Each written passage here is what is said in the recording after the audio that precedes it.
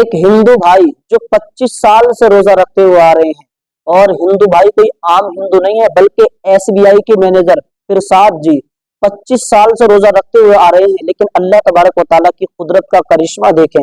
ابھی انشاءاللہ ہم آپ کو ویڈیو دکھانے والے ہیں اور آپ کو بتانے والے ہیں کہ رمضان المبارک کے روزے رکھنے سے صرف اپنوں کو ہی فائدہ نہیں ملتا بلکہ غیروں کو بھی اس سے فائدہ ملتا ہے میرے بھائیوں۔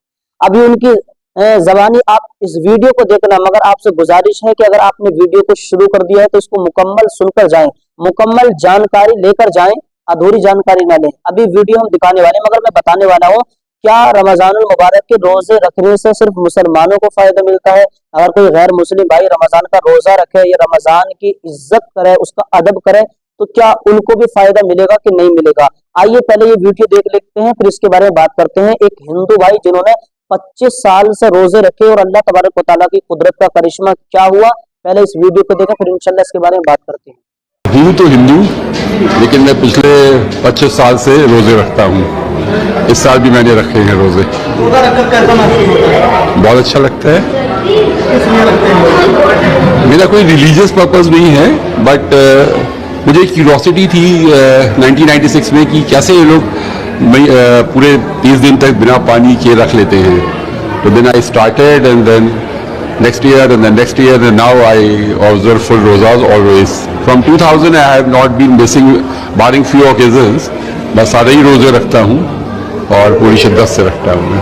راجنیتک طور پر نفرتیں آپس میں بڑھ رہی ہیں، سماجی بھائی چارہ کم ہو رہا ہے، اس پر کیا کہیں گے؟ لوگوں میں نہیں ہے، یہ ہمارے نیتاؤں میں ہے، جنتا میں نہیں ہے۔ دیکھیں نا یہاں پہ ابھی آپ ہمارے علاوہ بھی ہمارے بہت سے ہندو بھائی آئے ہوئے ہیں۔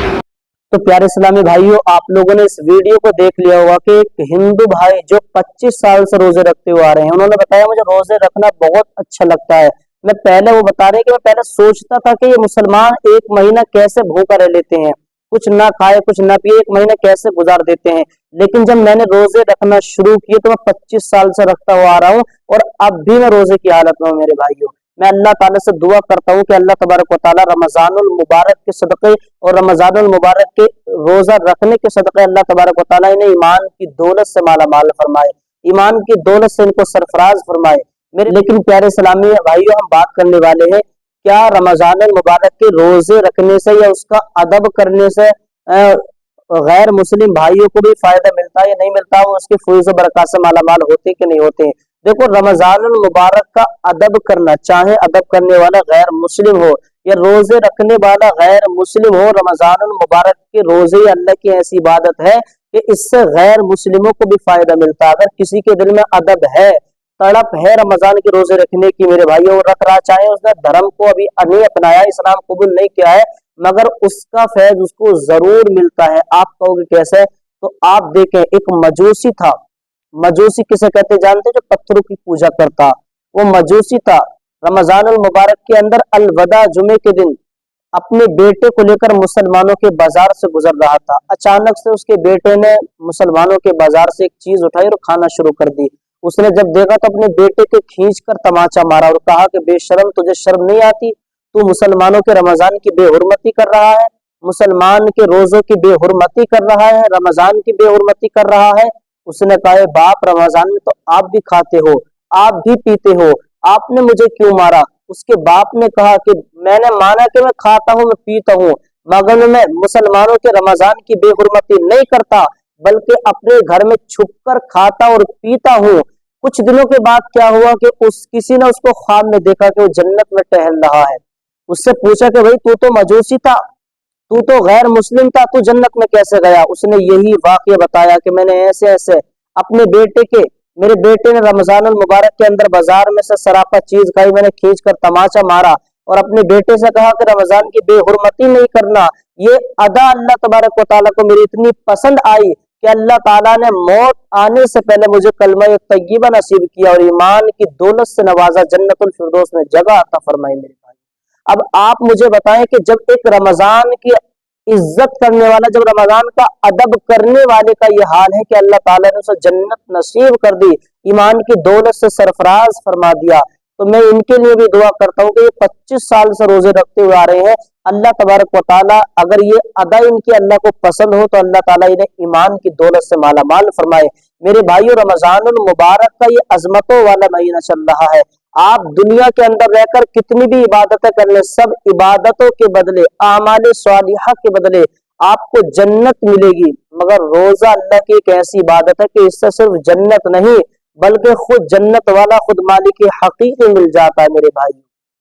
اس لیے رمضان المبارک کے روزے رکھیں، رمضان کے روزے قضا نہیں کریں، ورنہ یاد رکھیں رمضان المبارک کا آپ نے ایک روزہ بھی چھوڑ دیا، ایک روزہ، پوری زندگی بھی روزے رکھو گے میرے بھائیوں تو اس کی ایک فضیلت کو نہیں پا سکتے. جو ثواب اس مہینے کے ایک روزے کو رکھ کر ملے گا وہ پوری زندگی روزے رکھ کر نہیں ملے گا میرے بھائی. اسی لیے رمضان کے زیادہ روزے رکھیں اور نمازوں کو پڑھیں، درود شریف کی کثرت کریں، کیونکہ ایک عمل کا بدلہ اللہ تبارک و تعالیٰ 70 عمل کے برابر عطا فرمائے گا. ایک عمل کے بدلے 70 نیکی عطا فرمائے گا. گناہوں سے باز آئے اس مہینے کے اندر. اگر آپ گناہ برابر کرتے رہے، گناہ سے باز نہیں آئے تو میرے بھائی یاد رکھو، میرے آقا فرماتے ہیں کہ رمضان المبارک کا وہ عظمتوں والا مہینہ ہے کہ اس مہینے کے اندر مسلمان مومن اپنے گناہوں سے باز آ جاتے ہیں، مگر جو اس مہینے کے اندر بھی برابر گناہ کرتا رہا میرے بھائیوں تو اللہ تبارک و تعالیٰ اس کی ایک سال کی نیکیوں پر پانی پھیر دیتا، ایک سال کی نیکیوں کو برباد کر دیتا. اسی لیے میرے بھائیوں گناہوں سے باز آ جائیں. اور میں ان نوجوانوں سے کہنا چاہتا ہوں جو آج کے نوجوان ہیں، نماز پڑھتے ہیں، مسجدوں سے نکلتے ہیں اور نکلنے کے بعد میں ہنسی مذاق میں گالیاں دینا شروع کر دیتے ہیں، اپنی زبان کو غلط طریقے سے استعمال کرنا شروع کر دیتے ہیں. وہ سوچتے ہیں کہ مذاق ہے، مذاق میں کوئی گناہ نہیں ہے، جبکہ ہنسی مذاق میں بھی زبان سے نکلی ہوئی ایک گالی قبر کے اندر ایک ایسا بچھو پیدا کرتی ہے، سانپ اور بچھو کے، جس نے ایک بار ڈس لیا یا کاٹ لیا، ڈنک مار دیا تو زمین کے 70 فٹ نیچے پہنچو گے میرے بھائی. آپ یاد رکھیں. اور اس رمضان المبارک کے اندر ایک نیکی کرو گے 70 نیکی ملیں گے، ایک گناہ کرو گے تو 70 گناہ ملیں گے. ایک گالی ایک سانپ اور ایک بچھو پیدا کرتی ہے، مگر اس رمضان میں اگر ایک گالی بکی تو 70 گالیوں کے برابر ہوئی، اور 70 گالیاں 70 سانپ اور بچھو پیدا کریں گی، پھر وہ 70 بار ڈسیں گے اور کاٹیں گے میرے بھائیوں. 70 فٹ زمین میں 70 بار نیچے پہنچو گے. اس لیے گناہوں سے باز آ جائیں، کیونکہ ہم نے صرف ایک ہی پہلو دیکھا کہ نیکیاں کتنی ملیں گی، اس کا دوسرا پہلو بھی دیکھیں کہ گناہ بھی اتنا ہی ملے گا. اس لیے گناہوں سے باز آ جائیں اور جو پریشان ہیں ان کی پریشانیوں کو دور کریں، صدقہ جاریہ کریں، زیادہ سے زیادہ مدرسوں کے لیے مسجدوں کے لیے امداد کریں. اللہ تبارک و تعالیٰ ارشاد فرماتا ہے کہ اپنے مالوں کو خرچ کرو جو اللہ تعالیٰ نے تمہیں دیا ہے، اس سے پہلے کہ تمہیں موت نہ آ جائے.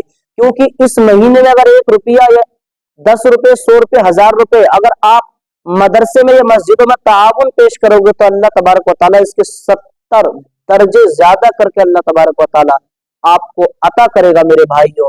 اور اللہ تبارک و تعالیٰ ارشاد فرماتا اپنے مالوں کو خرچ کرو جو اللہ تعالیٰ نے تمہیں دیا.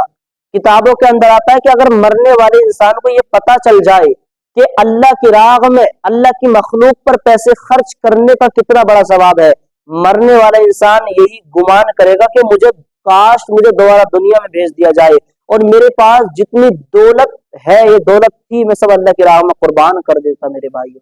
اسی لیے مسجد و مدرسوں میں تعاون پیش کرتے رہیں اور نمازوں کی کثرت کریں، درود شریف کی کثرت کریں، نماز تراویح کو پڑھیں، رمضان کے روزے کو رکھیں. انشاءاللہ اللہ تبارک و تعالی رمضان المبارک کے صدقے اس کے فیوز و برکات سے مالا مال فرمائے. رمضان المبارک کے صدقے ہمارے گھروں میں خوشحالیاں عطا فرمائے. ملتے ہیں اگلی ویڈیو میں. السلام علیکم ورحمۃ اللہ وبرکاتہ.